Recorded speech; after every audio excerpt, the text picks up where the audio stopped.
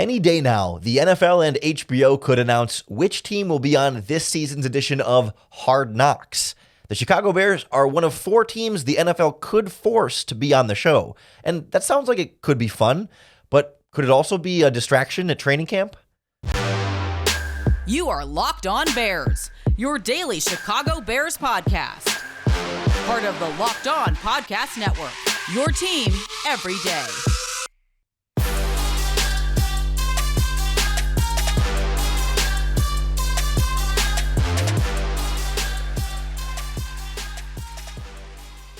This is Locked On Bears, and I'm your host, Lauren Cox. I'm here to bring you your daily, in-depth Chicago Bears news and analysis. You can follow me on Twitter at CoxSports1. You can follow the podcast on Twitter at Locked On Bears. You can like Locked On Bears on Facebook. Join the Locked On Bears Facebook group for even more Bears talk. And make sure you hit that subscribe button on the Locked On Bears YouTube channel to keep up with all of our video podcasts as well. Thanks for making Locked On Bears your first listen today. Today's episode is brought to you by FanDuel Sportsbook, official sportsbook of the NFL. Make every moment more. Visit FanDuel.com/lockedon to get started today. On the show today, we'll talk to friend of the show, Larry D. from Bears Talk Underground, about the prospect of the Chicago Bears on Hard Knocks. It's as real of a possibility this year as it's been any year in recent Bears history, and there's a decent chance this could be the year that your Chicago Bears end up on HBO. We'll look at what that would mean, what that would look like, what we would want to see, some of the advantages to having that access for us, and kind of compared to the access we get right now, just that the Bears choose to give us. We'll look at some of the risks, perhaps, of a potential distraction there, or just where it can be, less than ideal as a setup for your team. And we'll kind of wrap up just with bigger picture thoughts on what that might look like, what we would want to see, and where it could be fun, where we could find some of the narratives and really have some fun with Hard Knocks. There's a lot of different ways to kind of slice and dice this, but I think it reveals when you start talking about how this team might fit on that show, and you think about the team a little bit more from the more like off-field entertainment value, I think it reveals a few things about this team that you might not expect or might not have thought about otherwise. Let's jump into the conversation with Larry D. All right, joining us now on the Locked On Bears podcast is Larry D. He's the host of the Bears Talk Underground podcast, the Chicago Bears podcast for the Sports Drink Media Network. You've heard him on the show a number of times. Larry, it's good to have you back. How are you enjoying the dead months of the offseason right now? It's kind of a mixed bag. I like this time of year simply because it frees me to do my opponent preview series where we go one by one with a representative from each team the Bears are playing. But aside from that, there's nothing really going on. We have OTAs and mini camps and stuff, but you're usually grasping for news there. Like, they're inventing storylines with the Bills. Stephon Diggs didn't show up for a day, and it was the biggest headline there was yesterday until he showed up today. So it's just, that's just how it is. Yeah, and it's kind of we kind of take whatever news we can get whenever we can find it. And one of those things we're waiting for is what team is going to be on HBO's Hard Knocks, the sort of reality TV show that takes us behind the scenes of a team, usually through the training camp and preseason. And we know that the way the rules work with the NFL is basically like teams can turn it down if they have a first-year head coach like the Bears did last year, if they had a playoff berth in the past 2 seasons, or have appeared on Hard Knocks sometimes in the last 10 years. The Bears this year do not have any of those disqualifiers, so they're one of 4 teams that the NFL could force, say, sorry, even if you don't want to, we're going to put you on Hard Knocks. Yeah. You hear that, when you think about that, Larry, where do you sort of stand on the value versus the concerns? Do you see that as like, would you be excited if they were on Hard Knocks? Would you be concerned? What's your split there?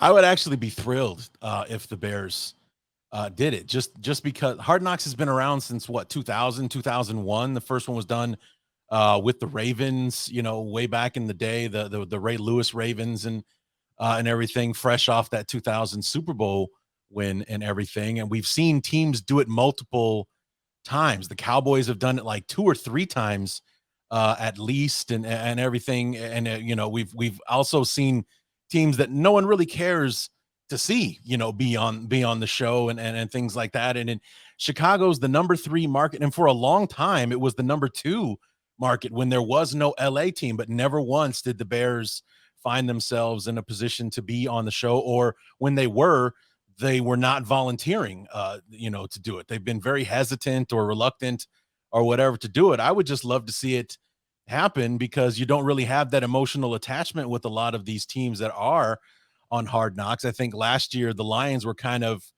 the exception, not the rule, as far as like winning people over throughout the process of their episodes airing and everything. And I think with as widespread a fan base that the Bears have, it's silly that they haven't been on the show yet.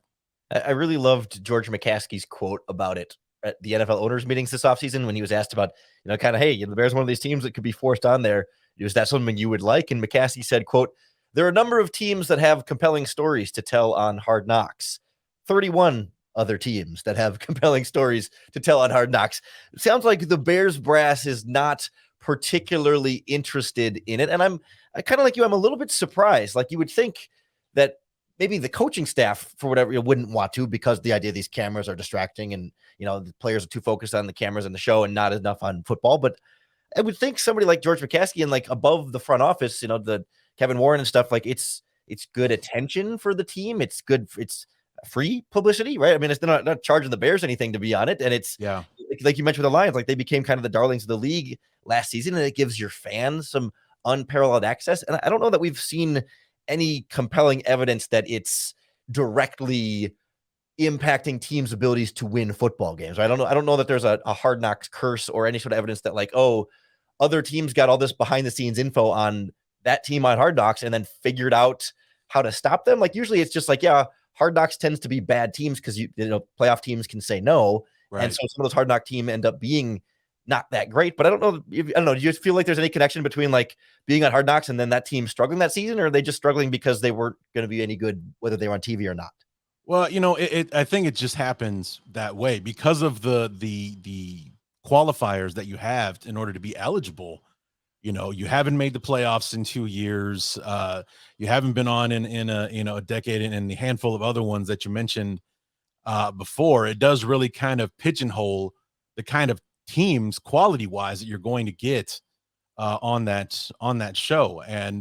But I just think like this is the absolute perfect year for the Bears to be on the show. They're on this trajectory, the offseason that they've had. And frankly, it could be the last chance they have to be on the show if all goes well, according to Ryan Poles' plan, because his plan isn't to win in 2023. It's to still be winning in 2033.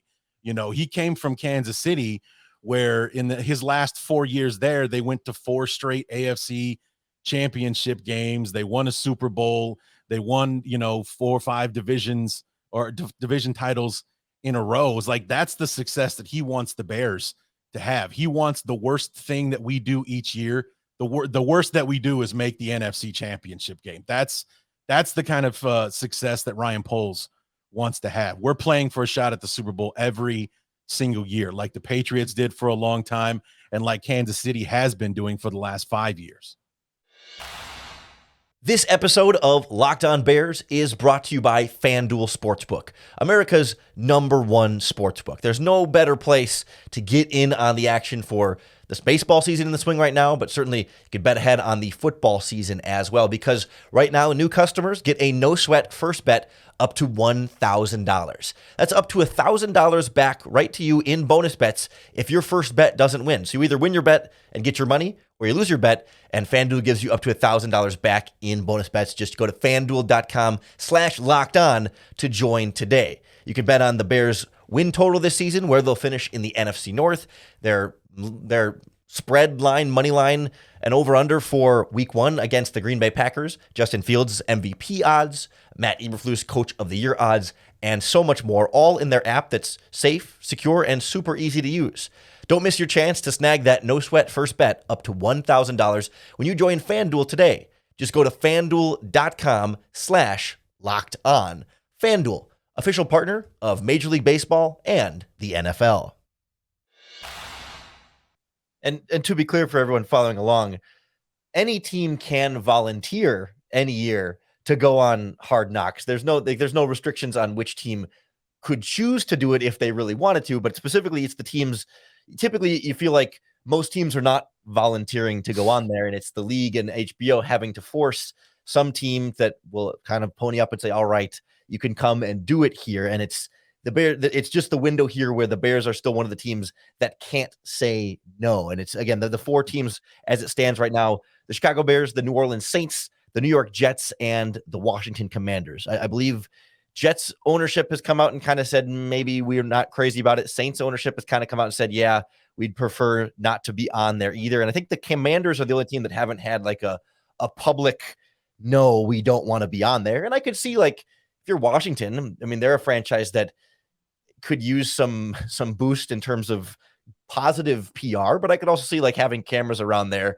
Maybe they're still, because they're in this sort of transition from Dan Snyder, do they not want the cameras around there? Like, I kind of see things going either way for those teams, but you have to think, if you're the NFL, you want to have the juiciest Hard Knocks you can get. Is there a better team than the Jets? Or, I mean, can you make the case that the Bears are more exciting than the Jets with Aaron Rodgers and all the former Packers there? Or, I don't know, how do you feel about the other candidates? Well, the Commanders are interesting because of the Dan Snyder split, and it's something that the fan base, was wanting so badly to be rid of the guy, so that there would be this fog would be lifted, with all the controversy and the scandals and everything surrounding him. To see what day one without Dan Snyder looks like would be interesting to see. The Saints don't seem that appealing to me, as far as a candidate. Is like, what storylines do you have for the Saints aside from, Derek Carr being the third quarterback they've gotten since Breeze retired a couple of years ago? And obviously the Jets with Aaron Rodgers, number one, it's New York, and number two, it's Aaron Rodgers, would probably make them the leader in the clubhouse as far as like who the NFL would probably want to see in there. But as like, I think the Bears are the best one, because of everything that's expected of them. Is like, and let me be clear, I do not want them, not even want to entertain the idea of them being the in-season Hard Knocks team, but the preseason one, to see this 5 weeks, to see the behind the scenes during the preseason and all that kind of stuff. I would love to see that. But as far as like the in-season stuff, no interest in that whatsoever.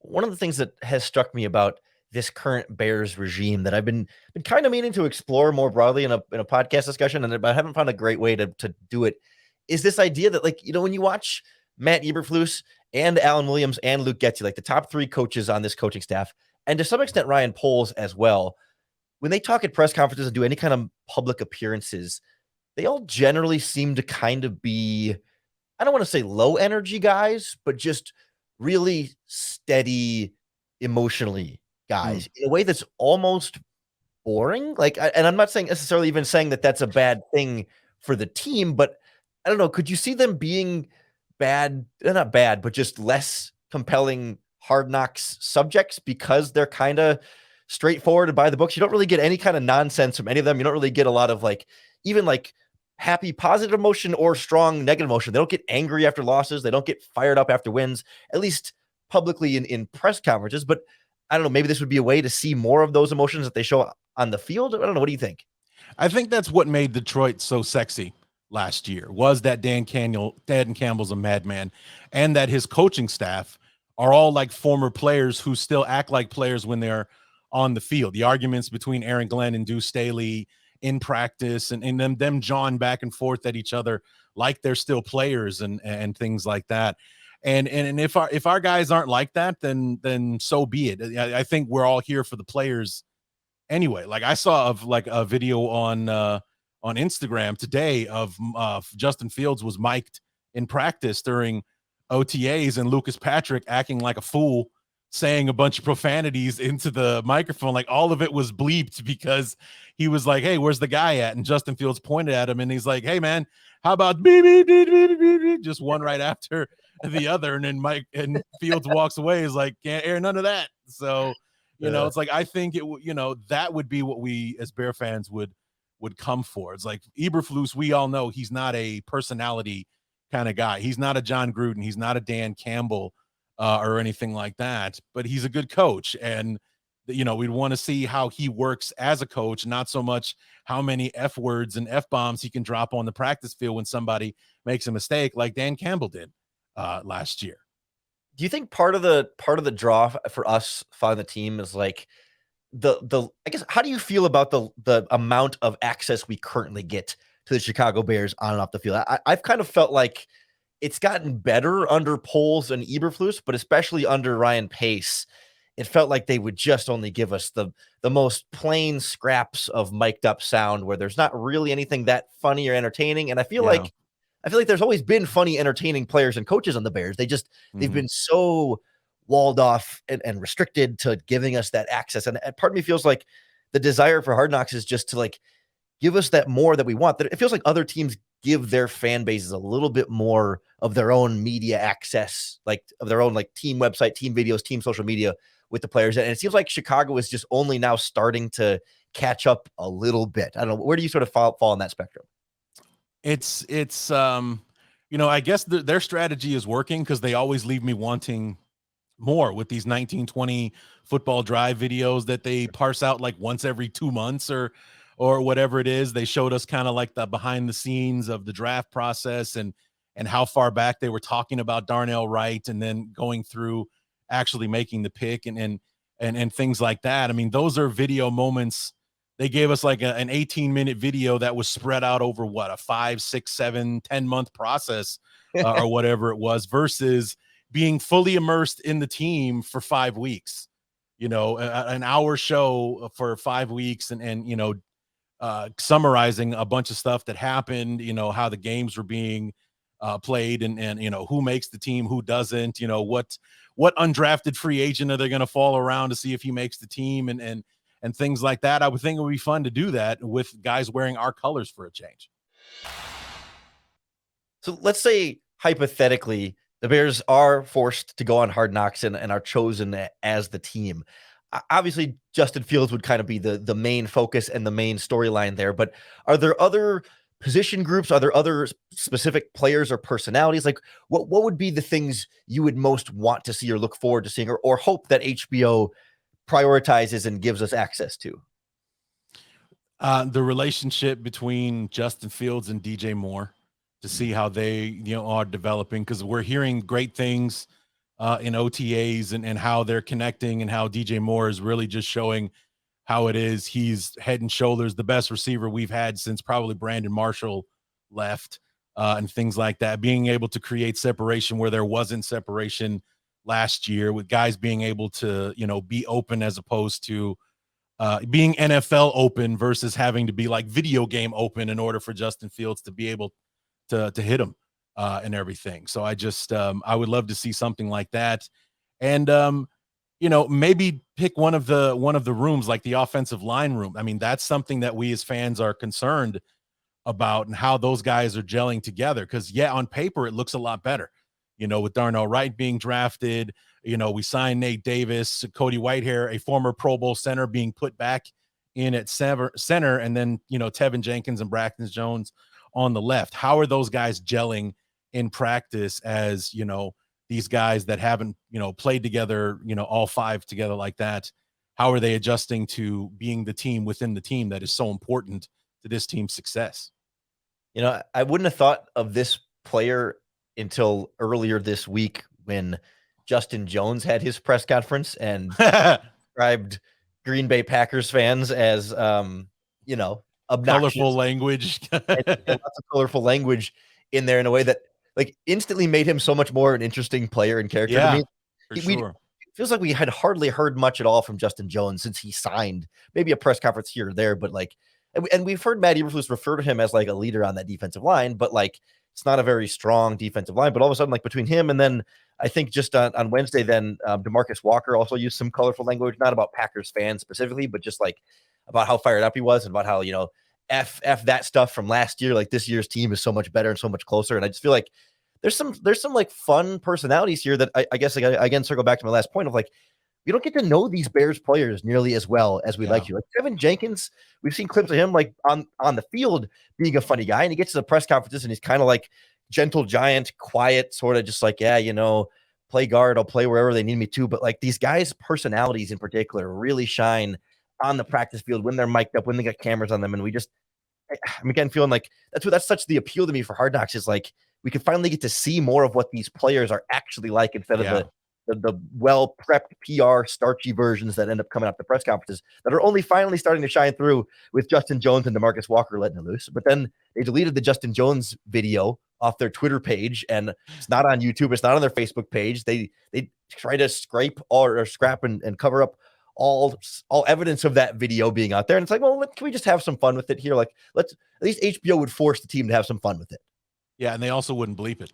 So that would be the fun part as well. We'd get the full unadulterated version of what Justin Jones had to say. And I would love to see, more of that, and to see if that was just a moment that Justin Jones had, or is that the kind of dude, that he is? Because we don't have those outward personalities or that we know of. We don't have a Kyle Long or an Akeem Hicks on the team anymore. Right now, it's like if I hadn't seen that video of Lucas Patrick being a goof in front of Justin Fields, I wouldn't know what a goofy guy Lucas Patrick is and all that kind of stuff. That's the thing that I love about football is the camaraderie and the different personalities and how they gel together. It's like, you see two guys who couldn't be more different are actually like two of the closest cats you'll ever see in your life because they shared this experience of playing football together. It's one of the great things about the sport, and I would love to see that, happening with my guys and my team and everything, instead of, year in and year out trying to fall in love with somebody else's team for 5 weeks and caring about these players and things like that. And then it's over with and, that's it. And then I would love to do it just with our guys, knowing that I'm going to be following them throughout the year. Are there any other personalities? Like as you mentioned that, like the Akeem Hickses of the world that are gone now, like besides that Justin Jones press conference, like who else is like actually that we know of is actually like interesting? Like I feel like we've seen Eddie Jackson have some of that on the field in some clips, and maybe Jalen Johnson, but like these linebackers are all kind of boring guys for the most part, like serious business guys. That feels like a lot of the personalities they've gone after are like smart players, but also kind of boring guys at a lot of different positions. Yeah, I just don't think these guys have had a chance to shine or whatever. I would love to see the opportunity to what that would look like. And maybe it would be boring. Maybe it would suck, but at least it would be the Bears. It's like I would love to see it happen at least one time. And if things go the way that we think they are, then they're going to be a playoff team this year, and they're not going to be eligible to be on Hard Knocks, anytime soon or whatever. It's like I would just love to see it. And I think this is a prime time. And you'd think of a team like the Bears that has invested so much in Halas Hall, and that's where they hold training camp. And that, like you said, could be a great PR thing, something to show free agents and whatnot, how the facilities look and all that kind of stuff. This is your home away from home for those 6 months that you're playing football, from training camp until the final gun, in the last game of the season, whenever that is. This is where you live, kind of thing. All that they invested. That's one of the things that Ryan Pace can hang his hat on, because they did all of that under his watch and everything, to be able to show that off to other prospects, except for the guys that they're dragging in for interviews or things like that, I think would be a great draw for the Bears. And I don't understand why they're so reluctant to do it.